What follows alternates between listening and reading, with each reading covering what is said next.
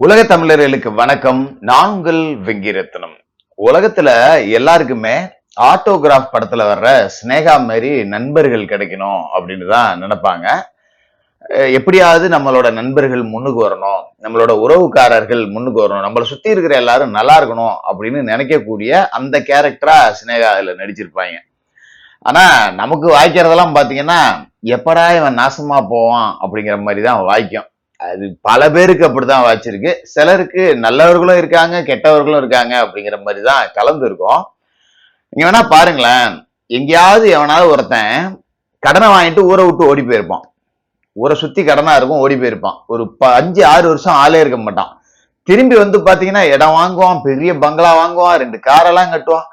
அப்படியே அவன் சொந்தக்காரங்க பரவாயில்ல, ஊர்ல உள்ளவன் யாருன்னே தெரியாதவங்களாம் பரவாயில்ல, எங்கேயோ போய் ஏதோ முன்னுக்கு வந்துட்டான் அப்படின்னு நினைச்சிட்டு போயிடுவாங்க கடந்து. ஆனா சொந்த பந்தத்துல நட்போட்டத்துல இருக்கலாம் பாத்தீங்கன்னு வச்சுக்கீங்க, களி எங்கயோ அசாயா பெருசா, எங்கயோ போயிட்டாயா, இதெல்லாம் எங்க உழைச்சு முன்னுக்கு வந்திருக்க போகுது, எங்கயோ பல்கா அடிச்சுட்டு வந்துருச்சு அப்படின்னு சொல்லிட்டு கிட்டத்தட்ட அவனை கொல்ல கூட்ட தலைவன் மாதிரியே சித்தரிச்சு பேசுவாங்க. அப்படிதான் இப்போ ஒருத்தர் நம்ம சினிமா துறை, அரசியல் துறை ரெண்டுலயுமே கோல் வச்சணும் அப்படின்னு நினைச்சு இன்னொருத்தர் கோல் வச்சும் போது வயிற்று எரிச்சல் தாங்க முடியல. யாரை பத்தி பேச போறோம் அப்படின்னு உங்களுக்கு தெரியும்னு நினைக்கிறேன்.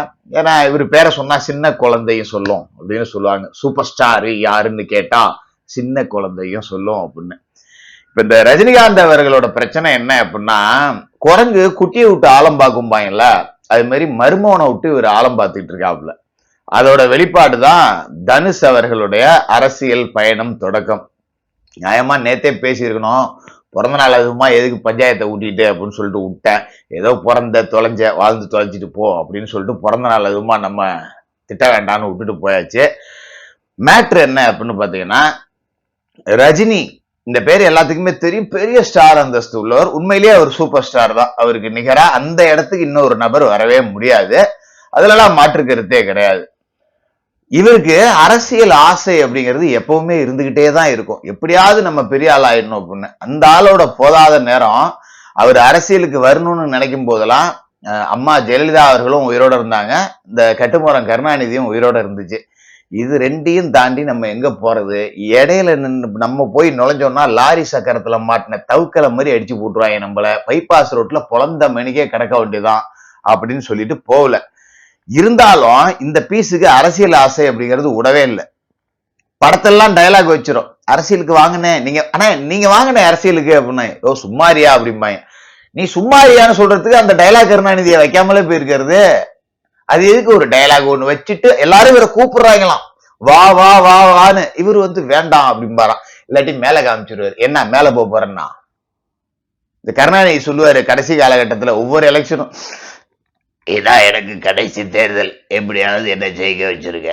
இதேதான் இந்த ஆளுக்கு பொழப்பு. எப்ப புரட்சி தலைவர் எம்ஜிஆர் மருத்துவமனையில சிகிச்சை எடுத்துக்கிட்டு இருக்கிற காலகட்டத்தில இருந்து இவருக்கு வந்து முதல்வர் ஆகணுங்கிற வெறி, பதவி வெறி கருணாநிதிக்கு அவ்வளவு இருக்கும்.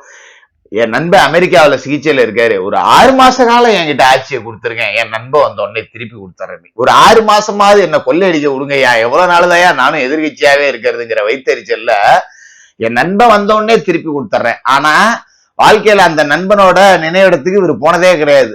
பக்கத்துல அண்ணா நினைவிடத்துக்கு போவாரு, பக்கத்துல இருக்கிற எம்ஜிஆர் நினைவிடத்துக்கு போக மாட்டாரு. ஆனா ஓட்டு கேட்க போறப்ப மட்டும் என் நண்பன் வந்த உடனே நான் அறுத்து தள்ளிடுவேன், அப்படியே ஒரு 6 மாசம் எனக்கு டைம் கொடுங்க, ரிட்டர்ன் கொடுத்துட்றேன்னு பேசுவாப்ல. அப்படிப்பட்ட ஒரு கருணாநிதி கேரக்டர், வாழும் கருணாநிதி சூப்பர் ஸ்டார் ரஜினிகாந்த் அப்படின்னு சொல்லிக்கலாம். நம்ம கிட்டத்தட்ட வாழும் கருணாநிதின்னு அப்படி கூட சொல்ல முடியாது. கிட்டத்தட்ட என்ன முழுக்க முழுக்க அது கருணாநிதி தான். பதவி வெறி அதுக்கு அப்படியே விட்டு போச்சா, ஒவ்வொரு கட்டத்திற்கு மேல நம்ம எக்ஸ்பைரி ஆகிவிட்டோம், இனிமே அரசியலுக்கு வந்து நம்ம அறுத்து தள்ளி வேண்டாம் போ அப்படிங்கிற முடிவுக்கு வந்துட்டாரு. இப்ப இந்த தேர்தல்ல விஜய் அவர்கள் கட்சி தொடங்கி முதல்வர் ஆன பிறகு வீட்டுல உட்கார முடியல, அரிக்குது உட்கார்ற இடத்த. நான் முதலமைச்சர் நாற்காலியில உட்கார வேண்டியவன் என்ன கொண்டாந்து இந்த நாற்காலியில உட்கார வச்சுட்டீங்களேன்னு பின்பக்கம்லாம் நம்மன்னு அரிக்குது போல இருக்கு. எப்படியாவது முதலமைச்சர் நாற்காலியில உட்காரணும், ஐயோ கழுகு காக்கா கதெல்லாம் சொல்லி நம்ம தாலி அருகிறானுங்களே, என்ன பண்றது அப்படின்னு சொல்லிட்டு தாங்க முடியல, வயிறு எரியுது. நான் இதுதான் ஃபர்ஸ்ட்ல சொன்னேன், எவனாவது ஒருத்தன் முன்னுக்கு வந்துட்டானா கூட இருக்கிறவனுக்கு அப்படியே பொறுக்காது, தக தக தக தகன்னு அரிக்கும்னு சொன்னோம் பாத்தீங்களா, அது ரஜினிக்காக சொல்லப்பட்டதுதான். என்ன பண்றது அப்படின்னு இவரு இடையில இந்த குரங்கு குட்டியை விட்டு ஆழம் பாக்குற மாதிரி அண்ணாமலையை கொண்டாந்து விட்டாங்க. நிறைய பேருக்கு தெரியாது, அண்ணாமலை பிஜேபிக்கு தலைவராக கூடியவர் அல்ல. ரஜினிகாந்த் ஒரு கட்சி ஆரம்பிக்க வச்சு அதுல அண்ணாமலையை செயல்பட வைக்கிறது தான் பிஜேபியோட திட்டம். நம்மளுதான் ஊருக்கே உபதி அடிச்ச ஒரு பிஜேபி காரனை மட்டும் அடிக்க மாட்டாரா? என் ஒரு துளி வியர்வைக்கு ஒரு பவுன் தங்க காசுன்னு டயலாக் பேசிட்டு தமிழ் என் உடல் பொருள் ஆவியை தமிழுக்கு கொடுப்பேன்னு சொல்லிட்டு சொத்தை பூரா பிசினஸ் பூரா வாங்கி கொண்டு கர்நாடகாவில் செட்டில் பண்றது மட்டும்தான் இவரோட வேலை. இன்வெஸ்ட்மெண்ட் பிசினஸ் எல்லாமே பெங்களூர்ல தான். தமிழ்நாட்டுல இங்க நாங்க சம்பாதிக்க மட்டும்தான் வந்திருக்கோம், செலவு பண்றதுக்கு நாங்க அங்கதான் போவோம், இன்வெஸ்ட் பண்றதுக்கு நாங்க அங்கதான் போவோம்னு பிஜேபியார இந்த பாடியை எடுத்து எப்படியாவது நம்ம கொண்டு வந்துடலாம்னு பார்த்தா இது இந்த பாடி கிளம்பாத பாடி அப்படிங்கிறது அவங்களுக்கு தெரியல. நிறைய ரஜினி ரசிகர்கள் வந்து கமெண்ட்ல திட்டுங்க, அப்பதான் நாளைக்கு டீட்டெயில்டா இன்னொரு வீடியோ போடுறதுக்கு வசதியா இருக்கும்.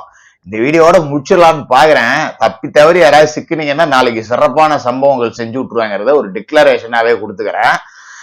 இப்ப அண்ணாமலைய வந்து நம்ம வர ராஜினாமா பண்ணி கூப்பிட்டு வந்துட்டோம். இந்த ஆளு என்னடானா வரமாட்டேங்கிறாரு, ஆன்மீக அரசியல்னாரு. ஒன்னும் சரியில்லை, பேருக்குதான் ஆன்மீக அரசியல். அரசியல்ல உள்ள வர்றதுக்கு இவர்கிட்ட ஆன்மீகம் இல்லை, ஆண் இல்லை, பெண் தான் இருக்கு அப்படிங்கிற ரேஞ்சில போயிடுச்சு. அப்புறம் என்னடா இந்த ஆளை நம்பி நம்ம ஐபிஎஸ் ராஜினாமா பண்ணிட்டு வந்தோன்ட்டு இப்ப பிஜேபிக்கு நுழைஞ்சுது. பிஜேபியில போய் ஏதாவது உருப்படியா செஞ்சாரா அப்படின்னு பார்த்தா பிஜேபி எல்லாம் வளர்த்தாரு, மறுபக்கம் திமுக யாரனையும் காப்பாத்திக்கிட்டே வளர்த்தாரு. அப்படிங்கறதால அண்ணாமலையோட அரசியல் குறித்து நம்ம தனியா ஒரு வீடியோ போடுவோம். சும்மா ஒரு ஒன்லைனோட அப்படியே முடிச்சிடுறேன். இப்ப அண்ணாமலை இந்த சோழியை பார்த்துட்டு கிளம்பிட்டாரு, திமுகவுக்கு சப்போர்ட்டா இருந்ததால. இப்ப இளைஞர்களை எப்படியாவது கவரணும் அப்படின்னு சொல்லிட்டு அண்ணாமலையவும் இப்ப திமுக தான் ஃபைனான்ஸ் பண்ணிட்டு இருக்கான். ஒற்றை வார்த்தையோட முடிச்சுக்கிறேன், இன்னொரு நாளைக்கு டீட்டெயில்டா பேசுறப்ப நல்லா வச்சு செஞ்சு விடுவோம். அண்ணாமலைக்கு முழுக்க முழுக்க முழுக்க ஃபைனான்ஸ் திமுக தான் பண்ணிட்டு இருக்காங்க. எப்படியாவது விஜய் கிட்ட இருக்கக்கூடிய இளைஞர்கள் வாக்க பிரிக்கணும்.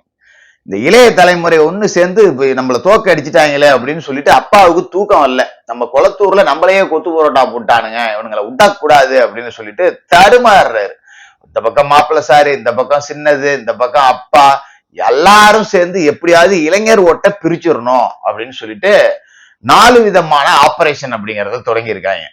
விஜய்க்கு எகெயின்ஸ்டா 4 விதமான ஆபரேஷன். ஒண்ணு, அண்ணாமலையை வச்சு அண்ணாமலை ஆதரவு படை அப்படின்னு ஒண்ணு திரட்டி இளைஞர் கூட்டத்தை அண்ணாமலை பின்னாடி பிரிக்கிறது. 2வது, தனுஷ கட்சி ஆரம்பிக்க வச்சு தனுஷ் மூலமா ஒரு இளைஞர் கூட்டத்தை பிரிக்கிறது. நம்ம இங்கதான் கட்ட விட்டுன்னு பார்த்தாலே பால் பாயிட்ட வாங்கிட்டு போற ஒரு கூட்டத்தை வச்சுக்கிட்டு நம்ம என்னத்தை கருமாந்தரத்தை பண்றது? இப்ப தனுஷ் வீட்லயும் போய் நேத்து போய் நின்றுட்டு தலைவா தலைவா தலைவாங்கிறானுங்க. ஏற்கனவே ரஜினிகாந்த் வீட்டுல போய் நின்றுட்டு சாமி வாசாமி வாசாமி அப்படின்னானுங்க. பக்கத்து வீட்டுக்காரமா விளக்கமாத்த எடுத்துட்டு வந்துருச்சு. ஏன்டா எடுக்க முடியல உங்களால, வருஷம் வந்து சாமி என் செல்லமே புச்சியே நின்றுறீங்க, போய் துளையடா ஓத்தாப்பனுக்கு சோறு பொங்கி போடுங்கடான்னு ஒரு அம்மா விரட்டி விட்டுச்சு. நீங்க வீடியோ எல்லாம் பார்த்துருப்பீங்க. இப்ப ரஜினி வீட்டுல கத்தி கத்தி பிரயோஜனம் ஆகல, இது வயசு 80 தொடப்போகுது, இனிமே இது கிளம்பாது அப்படின்னு சொல்லிட்டு இப்ப ரஜினி மருமோனை தூக்குவோன்னு சொல்லிட்டு அந்த ரஜினி செட்ல இருக்கக்கூடிய எக்ஸ்பைரி கேஸுங்க எல்லாமே, அது வயோதிகம், நம்ம தப்பா சொல்லல, இருந்தாலும் அரசியல் எக்ஸ்பைரி கேஸுங்க எல்லாமே ஒண்ணு. இப்ப அதோட புள்ள பேர புள்ள எல்லாம் சும்மா இருக்குல்ல, டே மகனே இங்க வாடா, நம்மளும் கிட்டத்தட்ட திமுக காரன் மாதிரி தான். திமுக காரன் கருணாநிதிக்கு கழுவணும், அடுத்து ஸ்டாலினுக்கு கழுவணும், அடுத்து உதயநிதிக்கு கழுவணும், அடுத்து இன்பநிதிக்கும் கழுவ இப்ப வாமப்புல இருக்கானுங்க. ரேகையே தெளிஞ்சாலும் பரவாயில்ல, 4 தலைமுறை கழுவி பொழைக்கிறேன்னு பொழைச்சிக்கிட்டு இருக்காங்க. நம்ம என்ன பண்றோம், இப்ப 2ஆம் தலைமுறைக்கு தான் வந்திருக்கோம். தலைவருக்கு நான் கழுவி விட்டேன், தலைவருக்கு நேரடி ஆண் வாரிசு இல்லைங்கிறதால தலைவரோட மருமகனை நாம ஆண் வாரிசா கருத்தில் கொண்டு அவருக்கு கழுவக்கூடிய வேலைகளை பார்ப்போம் அப்படின்னு கிளம்பி இருக்கு. 2ஆம் இளைஞர் பட்டாளத்தை பிரிக்குதா, 3வது இளைஞர் பட்டாளம் பிரிக்கிறதுக்கான வேலை தான் இந்த கரப்பாம்பூச்சி கூட்டம். இவனுங்களுக்கு பேரு புரட்சியாளர்கள்.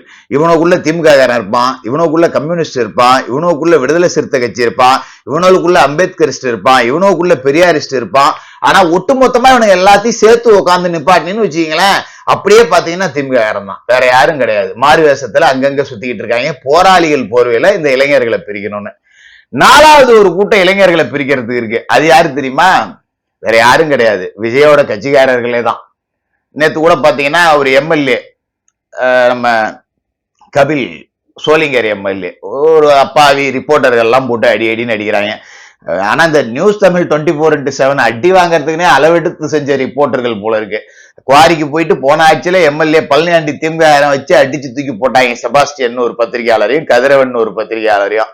இப்ப இவங்க போட்டு அடிக்கிறாங்க. என்னடா எங்களை என்ன ஊருக்கு பெத்து போட்டுருக்கா, வரவும் பரவலாம் அடிக்கிறீங்க, மைக்ல நியூஸ் 24x7 நீங்க என்னடா இதுன்னு லோகோவை பார்த்தாலே அடிக்க ஆரம்பிச்சிடுறாங்க. இவனுங்க நல்லா அடி தாங்குவாங்கடாங்கிற பொழுது எதுக்குடா அடிச்சானுங்கன்னு பார்த்தா, ஒரு ரிப்போர்ட்டரு ஜனநாயகனுக்கு நெகட்டிவ் ரிவ்யூ போட்டிருந்திருக்கான். சிவான்னு ஒரு பையன் யூடியூபர். அவனை போய் பிடிச்சி சத்தம் போட்டு அங்க ஒரு கரைச்சலானதும் அவன் ஓட்டான்.